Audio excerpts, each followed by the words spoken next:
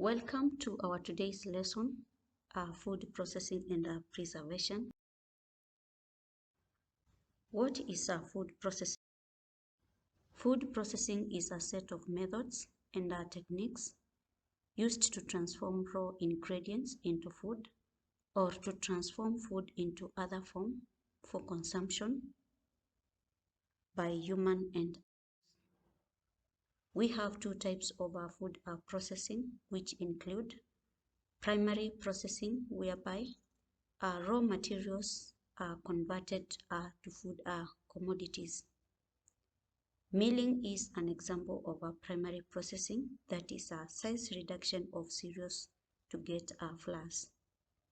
We have secondary processing, whereby conversion of ingredients into edible products, involving combining our foods in a particular way to change our properties.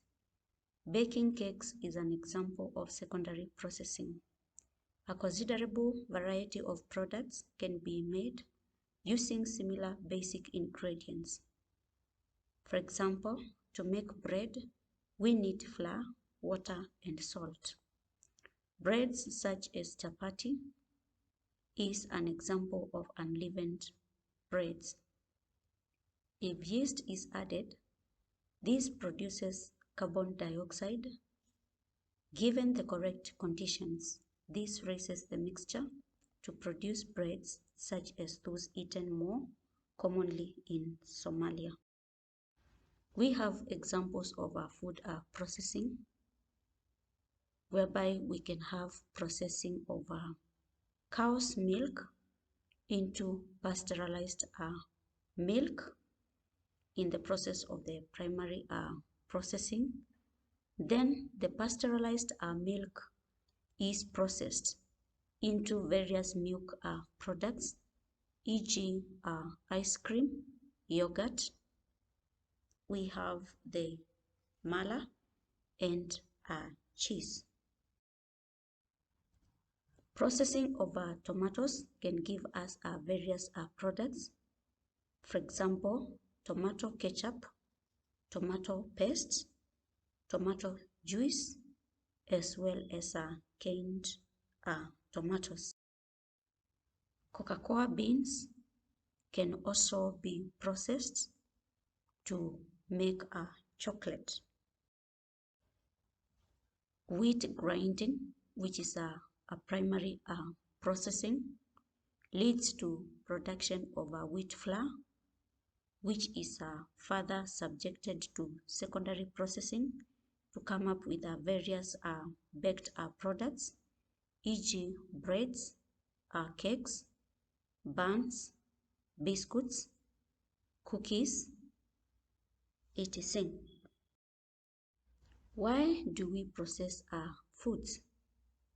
We process foods to convert them to edible products, to preserve, to extend availability and provide accessibility, to provide variety and choice, to add value.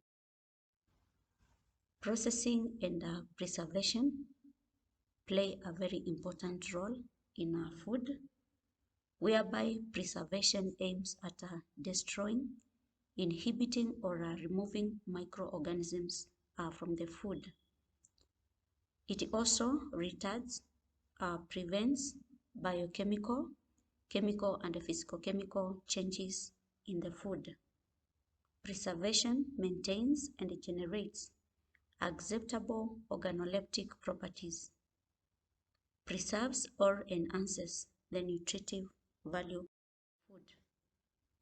We have various technologies used in the food industry to achieve processing and preservation. These technologies include thermal processes, which involve use of high temperatures through the process of heating.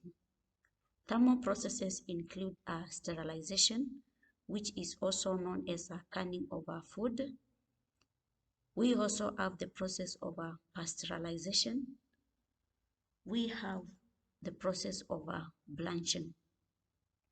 We have low temperature treatments of our food, which include freezing, refrigeration, chilling, cold storage, frozen storage.